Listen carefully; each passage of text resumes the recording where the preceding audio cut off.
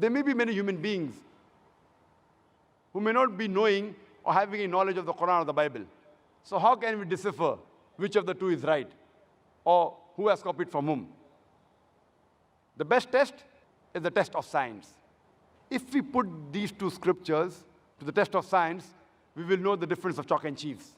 When we read superficially, we come to know that the Bible and the Quran are the same.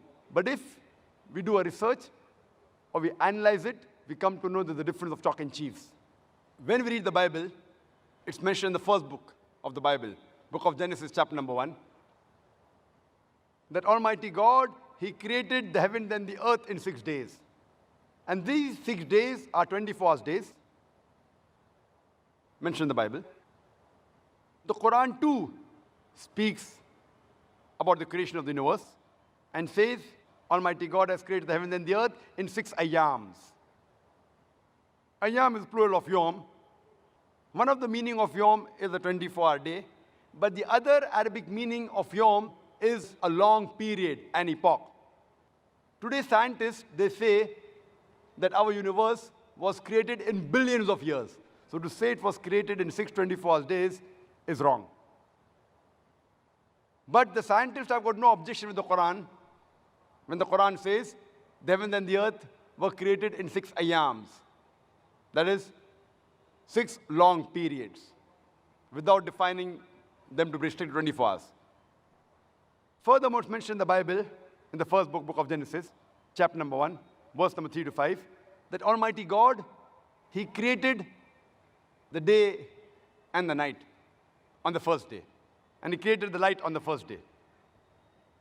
It later says in Genesis chapter number 1, verse 14 to 19, the source of light, that is, the stars and the sun, they were created on the 4th day. Imagine, the effect is created on the first day, and the cause of the effect on the 4th day. The sun was created and the stars on the 4th day, and the light from the sun and the star was created on the first day. It's illogical. How can the effect come before the source? Quran too speaks about the creation of the heaven and the earth, but does not give this unscientific sequence. Furthermore, it's mentioned in the first book of the Bible, book of Genesis, chapter number 1, verse number 9 to 13, that the earth was created on the 3rd day. And Genesis chapter number 1, verse number 14 to 19, that the sun and the moon was created on the 4th day. We know from science that the earth and the moon are the part of the parent body that is the sun. So to say that the earth was created before the parent body, the sun, is unscientific. The Quran too speaks about creation of the heavens, the sun, the moon, and the earth, but it says it was created simultaneously. Imagine Prophet Muhammad copied from the Bible and he changed the sequence. He says, no, both were created together. Bible further says, in the book of Genesis, chapter number 1, verse number 9 to 13, that Almighty God created the vegetables and the vegetations on the 3rd day. And Genesis chapter number 1, verse 14 to 19, He created the sun on the 4th day. Scientifically, it's not possible that the vegetation can survive without sunlight. It's totally unscientific. Furthermore, the Bible says in Genesis chapter number 1, verse number 16, that Almighty God created 2 great lights. The greater light, the sun, to rule the day, and the lesser light, the moon, to rule the night. So the Bible says the light of the sun as well as the light of the moon is its own light. The Bible says the light of the moon has its own light. But the Quran says in Surah Furqan, chapter number 25, verse number 61, the light of the moon is not its own light, it's a reflected light. So imagine the Prophet copied from the Bible and he made corrections. Not the own light, it is a reflected light. It's not humanly possible.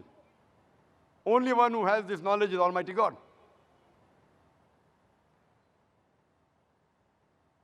There are several examples. We can give a talk only on this. And I had a debate with Dr. William Campbell on the topic, the Quran and the Bible in the light of science. And there, I've mentioned many unscientific points mentioned in the Bible. Time does not permit me to go into details. There are various unscientific things mentioned in the Bible which is not mentioned in the Quran. For example, according to the Bible, Adam, peace be upon him, he came into existence about 5,800 years before. Science tells us that the human beings came into existence millions of years before. The Quran too speaks about Adam salam, but does not give a date. The Bible says in Genesis, chapter number 6, 7, as well as 8, about Noah and the flood. And it says that the full world was submerged underwater. At the time of Noah, that is approximately 21st, 22nd century BC. Quran too speaks about Noah salam, but it does not give it a date. It even speaks about the flood, but it says it was a localized flood. Only it flooded the ummah, the people of Noah salam, not the full world. Today, archaeological evidence shows us that the 11th dynasty of Egypt, as well as the 3rd dynasty of Babylon, they existed without interruption since the 21st, 22nd century BC. So archaeological evidence says that what is mentioned in the Bible is totally wrong. There are various examples, we can give hundreds. Time does not permit. So surely, this Quran has not been copied from the Bible. Neither it has been forged. As mentioned in the Quran in Surah Sajda, chapter number 32, verse number 1 and 2. It says that, do they say he forged it? Nay, it is the truth from the Lord, so that he may give admonition to the people to whom no warner has come in the past. So surely, we can undoubtedly say that neither Prophet Muhammad, peace be upon the author of the Quran, neither did he copy or plagiarize or learn it from any other source.